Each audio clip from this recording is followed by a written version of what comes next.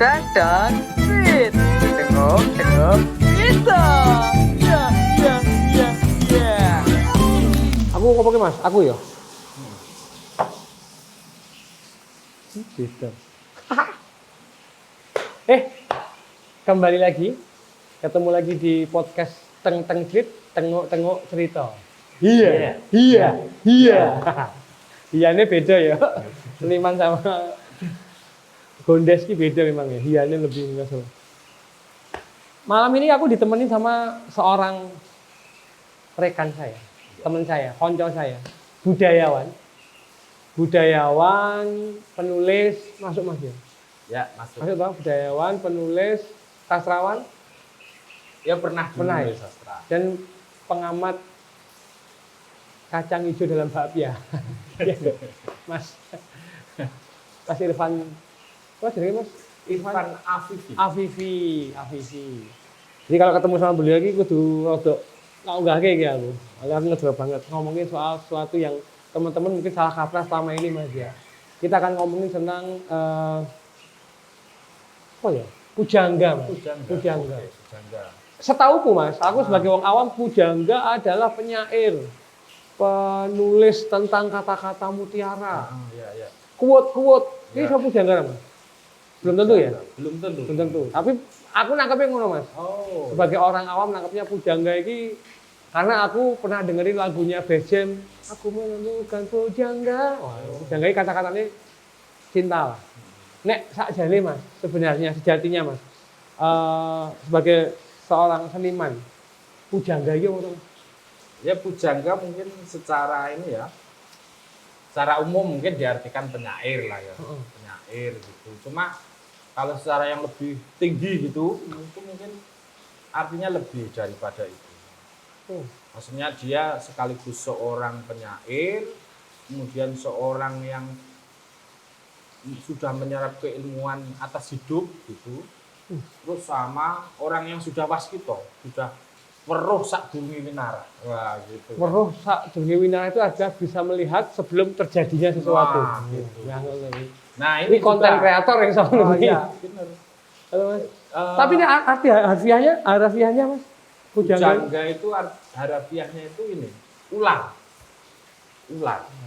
Jadi ular itu kan punya bisa nih. Punya bisa itu kalau ngentuk seseorang, nyokot seseorang itu akan mandi ularnya. Jadi pujangga adalah sosok yang perkataannya itu mandi. Mujarab. Perkataannya mujarab. Apa yang dia katakan itu akan terjadi, tanda petik. Selebgram kuwi. Iya, benar. Mujarab lek digo follower mas ya. Iya, benar. Ular ya? Iya, ular. Berarti kalau sebagai orang sastra, kuwi nek ndelok ulo, pujangga kobra. Ngono iso. Bisa mas? Ya gitu boleh saja lah. Pujangga bebas.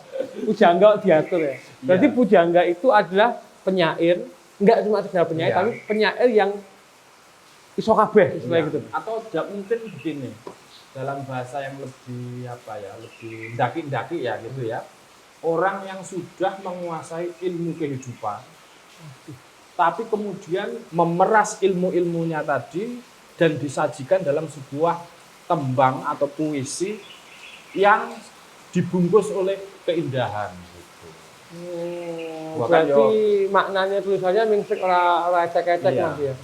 Nah itu yang pertama ya. Yang kedua itu ini, seorang pujangga adalah orang yang kalau dulu itu orang yang sudah mendapatkan pencerahan spiritual gitu.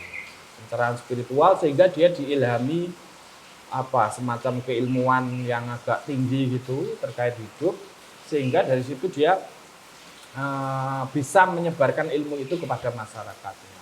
Atau dalam bahasa Jawa dulu namanya ini mas, wahyu kapujanggan. Nah dia orang yang sudah tercerai ilham, wahyu kepancaran sinar, ilham kepujanggaan, sehingga tidak semua orang bisa menjadi pujangga, walaupun setiap orang mungkin bisa baca bisa belajar sastra macam-macam. Nah, tapi kalau orang tidak mendapatkan tadi wahyu tidak mendapatkan pancaran sinar tadi, dia mungkin tidak akan sampai kualifikasi pujangga beneran, enggak sampai. Ini pujangga aja belum selesai ketambahan wahyu. Wong lurus malah bunek gitu. Jadi si pujangga ini tulisannya berdasarkan pengalaman spiritual. Iya, benar. Untuk nanti dijadikan kitab. Tulisan yang entah dalam, kalau dulu kalau di orang Jawa dalam bentuk mocopat, tembang, Oh iya, karena puisi ya, puisi tapi sekaligus bisa dinyanyiin. Tembang itu. Makanya ya puisi yang bisa dinyanyikan, puisi yang bisa diapalkan. Jadi nanti ada aturan menuliskan puisinya, tapi juga alias pokoknya dia menyajikan pengetahuan dibingkai dengan keindahan. Berarti ada unsur seninya juga. Ya, makanya jadi kita bingung misalnya bedain misalnya ini seniman atau penyair atau pemikir. Jadi pujangga itu 3 itu, seorang pemikir, seorang seniman, sekaligus seorang apa tadi? Penyair. Seniman, penyair, pemikir. Wah, itu 3 itu kemudian jadi satu. Ya itu pujangga. Di atasnya 3 itu ada satu lagi. Apa? Event organizer. Saya ngejawab gitu. Penyair, seniman, satu lagi. Pemikir. Ya. Berarti itu menurut Mas Irfan gitu ya. Berarti bisa dikategorikan ini kira Mas, profesi enggak? Pujangga itu bukan ya? Bukan profesi tapi tugas. Jadi tugas biasanya dia diangkat oleh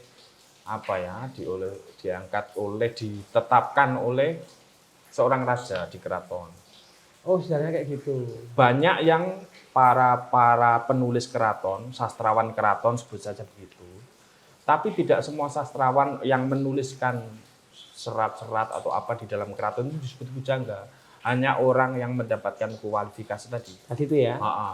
Yang kemudian karena kehebatannya tadi, kewaskitaannya tadi, kekerenannya tadi, terus akhirnya dikasih nama pujangga. Dan itu ketetapan dari keraton begitu. Berarti bukan profesi Mas ya? Bukan. Lebih ke ini pangkat ya duduk. Pujangga itu lebih ke gelar ya. Titel ya. Dan itu yang mengeluarkan hanya keraton. Kerajaan ya. Keraton di Mas? Keraton Surakarta, Mataram. Majapahit belum masuk ya? Kalau Majapahit itu dulu namanya Empu. Oh, Empu. Ada nanti Empu Panulo, Empu Sedah, Empu gitu-gitu. Empu Tantular ya orang? Ya, Empu Tantular juga. Itu pujangga? Itu pujangga dalam pengertian lamanya. Tapi kata pujangga sendiri itu justru muncul, walaupun di zaman Majapahit itu memang sudah ada kata pujangga. Dulu istilahnya bukan pujangga, tapi bujangga, pakai B. Kayak lagu. Oh iya, bujangga. Bujangga. Nah, terus dulu nyebutnya Empu Panulo, Empu apa itu masuk dalam bujangga tadi. Cuma kalau di zaman Mataram Islam itu memang kemudian dia mendapatkan gelar pujangga gitu. Raden Ngabei misalnya Ronggo Warsito gitu-gitu. Raden Ngabei Yosodipuro begitu. Nah, ini yang ditetapkan di masa Surakarta misalnya. Kartosuro dan Surakarta itu yang diberi gelar misalnya dari sejak Raden Ngabei Yosodipuro I, kedua sampai Ronggo Warsito. Nah, konon katanya ini Mas Alif. Jadi Ronggo Warsito itu dikatakan sebagai pujangga panutup tanah Jawa. Jelas pujangga Mas. Pujangga yang menutup tradisi kepujanggaan. Setelah dia katanya sudah enggak ada lagi. Yang buka siapa berarti? Dulu kakek-kakeknya tadi Yosodipuro dan lain sebagainya. Nanti ada Pangeran Wijil Kadilangu yang itu seniornya Yosodipuro. Pangeran Wijil Kadilangu itu masih terahnya Sunan Kalijogo. Ngerti nggak siapa Pangeran Wijil Kadilangu ya? Iya. Nah, ngerti kan? Waduh. Soal nggak ngerti aku nomor 1. Itu berarti pujangga penutup. Ya. Berarti kalau penutup nggak ada lagi pujangga versi Kerajaan Mataram. Kayak versi di Kerajaan Mataram dikatakan pasca itu tidak lagi ada pujangga yang bisa menyamai kualifikasi yang dimiliki oleh Ronggo Warsito. Ya barangkali mungkin banyak pujangga-pujangga turunan begitulah ya. Nah, itu yang pujangga-pujangga turunan, cuma mungkin dia tidak lagi mungkin bisa menyamai kualifikasi kemampuan tadi, keahlian speknya wis nurut wis speknya rada medun udah Mas ya. mudun gitu. Mungkin tidak terlalu pemikir, Gitu. tidak terlalu nyeni, Tidak ya terlalu kan? nyeni. Tapi pemikir. Tidak terlalu mandi omongannya. Tapi kata-katanya bagus. Ya, gitu. Oh, ada nggak Mas?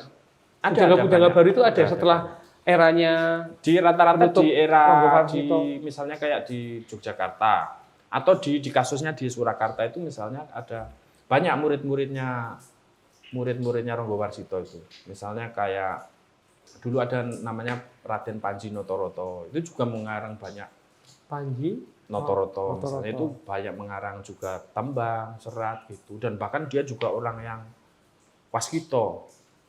Tapi belum ada orang yang menetapkan dia sebagai pujangga dalam pengertian tadi Ronggo Warsito. belum pujangga centang biru ya. Ya, Saiki ya. ya benar. Ya. Karena speknya memang beda Mas Ya, ya. speknya beda. Dan Standar mungkin gara-gara kualifikasi- zamannya juga sudah berbeda. Maksudnya dulu kan Ronggo Warsito itu meninggal sekitar 1807 berapa begitu, saya lupa. Tapi kira-kira mau memasuki abad 20, tahun 19-an awal. Ya. Alias nanti, monggo-monggo Mas. Hah? Biasa ngrasani negara. Ya, Ya, Pak RT ya. golek aku po? Golek aku Pak RT. Oh ya wis. Mas, dombe sik Mas. Oke. Disimpen sik Mas ya. Oh, iya, Tentang pujangga baru berarti Iya, ya. Ya, eranya sapa jenenge? Ronggo Warsito. Enggak, setelah Ronggo Warsito. Eranya tahun abad 20 berarti era pergerakan nasional. Oke. Diombe Mas. Panemani Pak RT sik ya. Jane ini. Dan, sweet. Tengok, bisa.